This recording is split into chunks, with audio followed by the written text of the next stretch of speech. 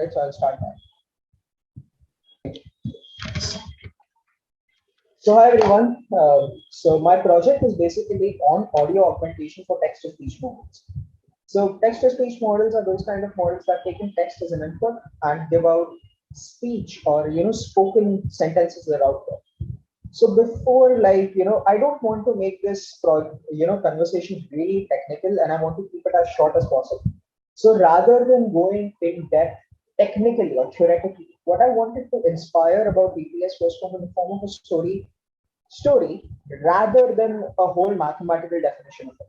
So if you pay attention to the story, I can guarantee you will at least understand 80 to 90% of what happens inside a text-to-speech model. Yeah. So let's begin. So, around once in a year, right, we all travel to Goa. This is me and my family. And for those of you who don't know, or rather, sorry. So the thing is, we travel for 15 and 20 days. So it's a huge deal for us. We pack a lot of stuff. And the rule in my family is simple. Everybody carries one suitcase. And since everybody has just one suitcase, it's usually packed to the brim. And though this is a stock image, this is an actual representation of what happens. So we all have all of our beach clothes, swimming clothes, all, forced into one small suitcases. And with this, we go out and we travel to Goa. We spend around 15 to 20 days in Goa. And for the listeners who don't know about this, Goa has the cheapest alcohol in India. So the moment my family enters Goa, we start getting calls from our close family friends saying that, hey, get us alcohol, get us alcohol. And things go so bad that this is an actual picture of just the amount of wines we have to carry back. So the problem we face is with the same suitcases, how do we fit in these amount of bottles? So this is just wines, by the way. I still haven't added, I couldn't get other photos, but this was just about one crate out of many crates. So around this time, right, my mother will step into the picture and she will say, okay, everybody get out of the room. And she takes the crates and the suitcases. And then she starts, mixing and matching suitcases and bottles in a way that it can fit, everything somehow fits together inside the same suitcase at the end of the day. So she will start mixing and matching clothes. She will mix some of my clothes with my father's and then try to wrap bottles around.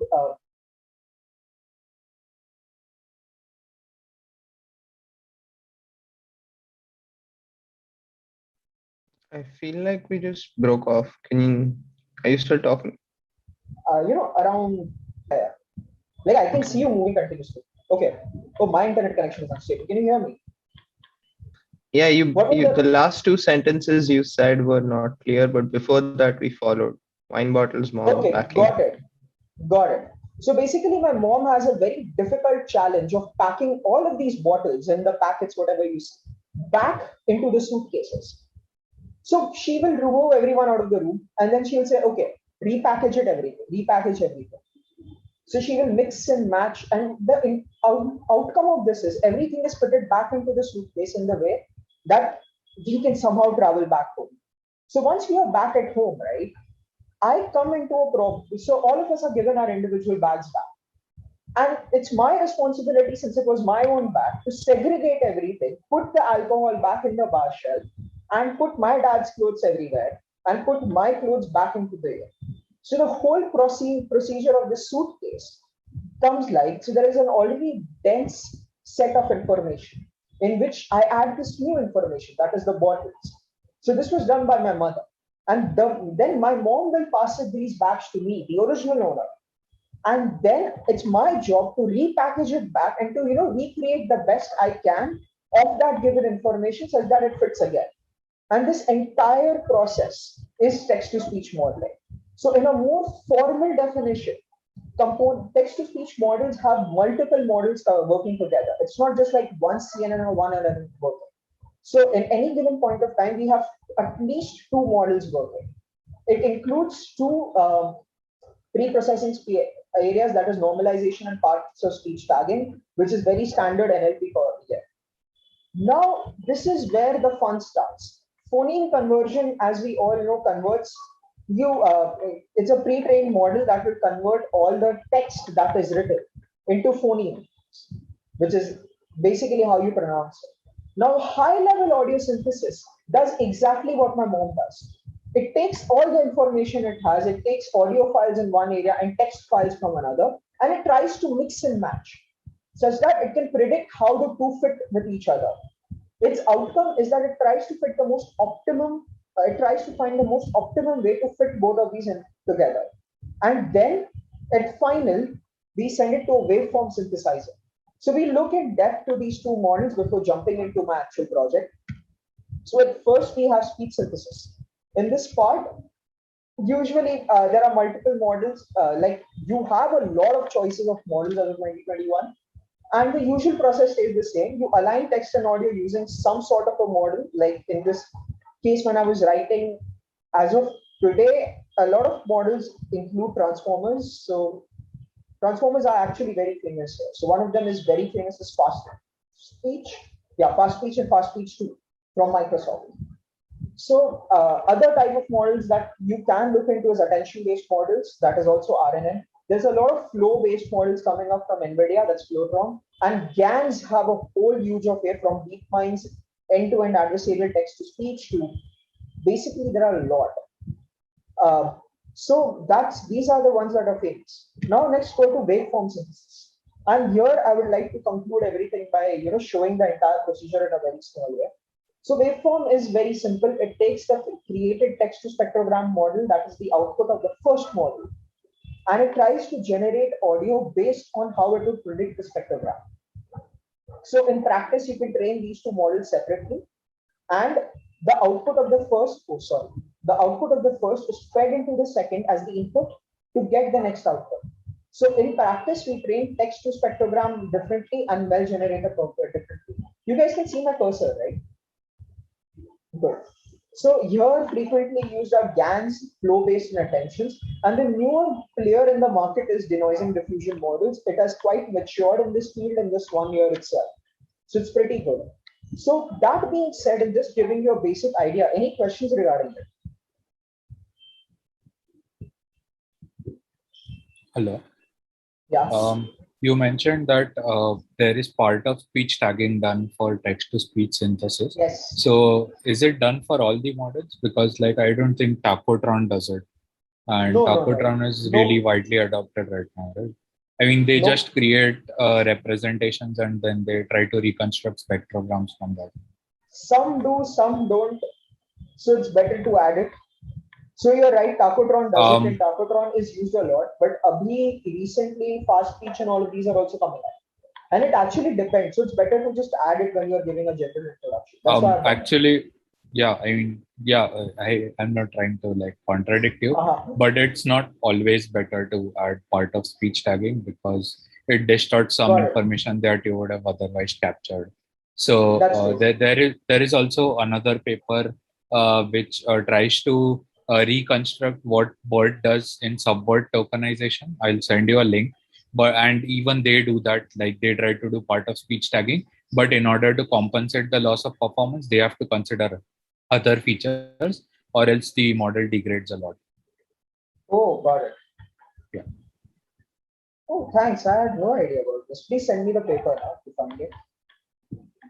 Yeah, sure. Yeah.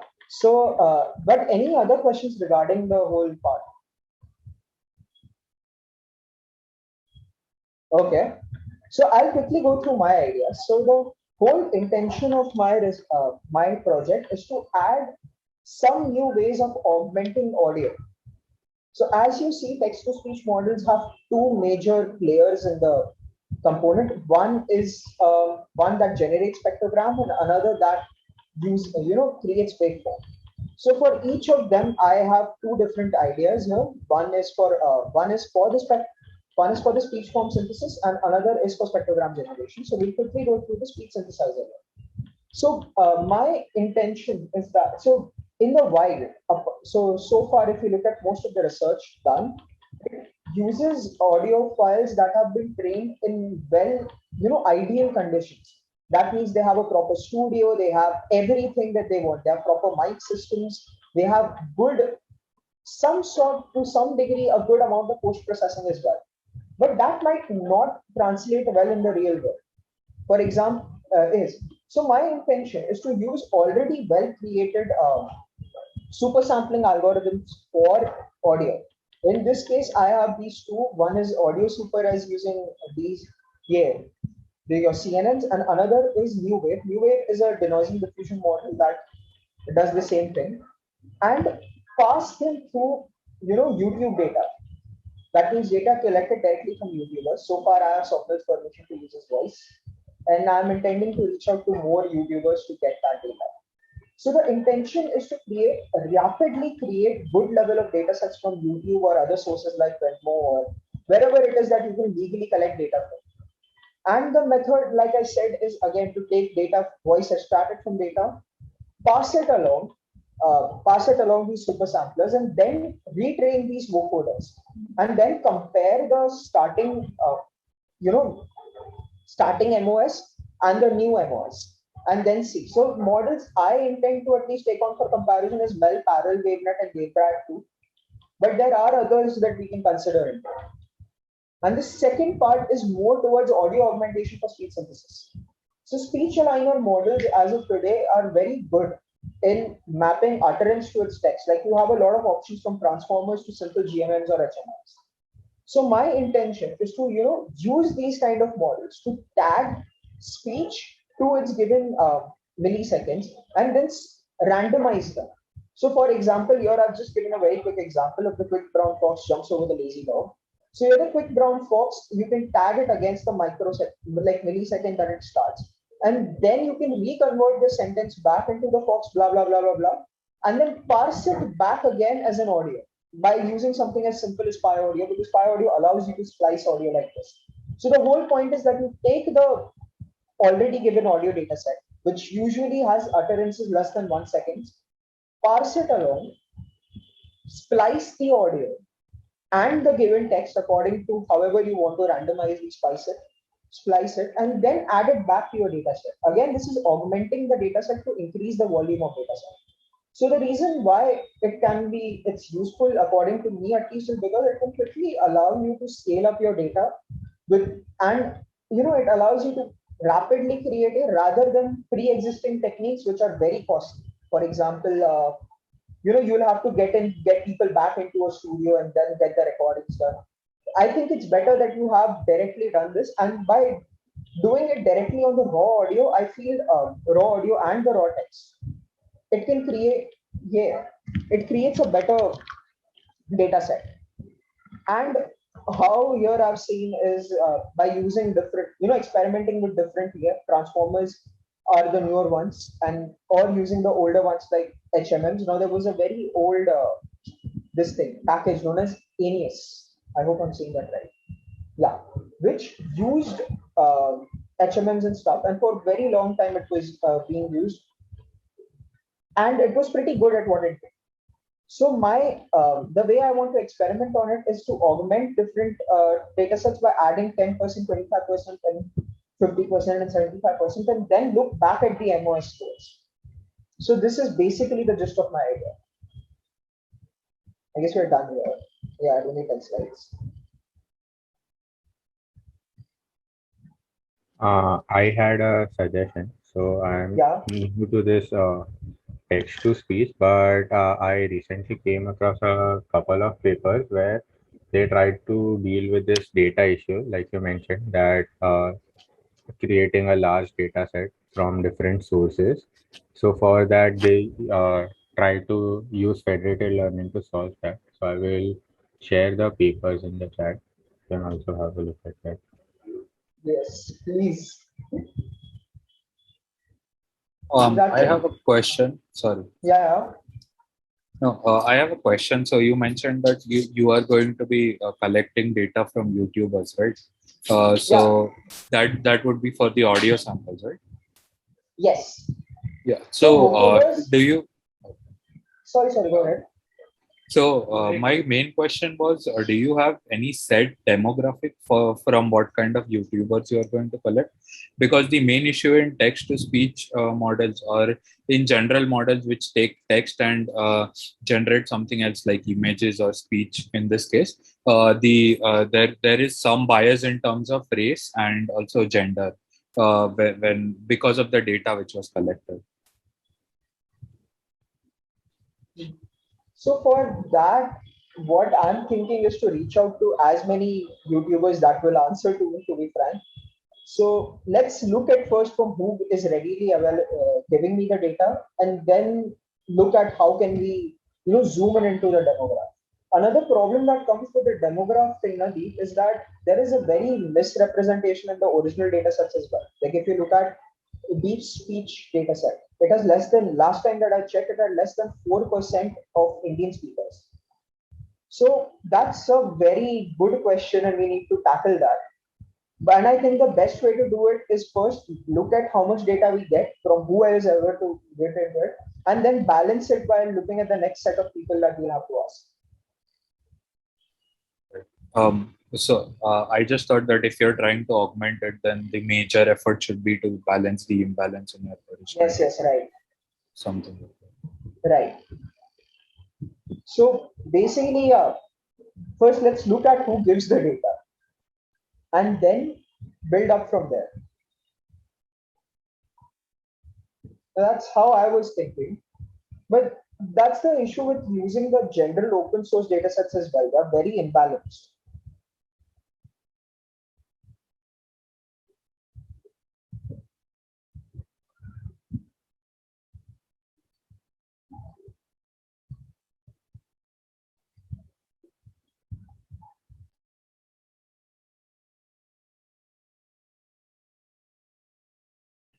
Okay, if that was all the questions, then let's thank Sarthak for the presentation and stop the recording.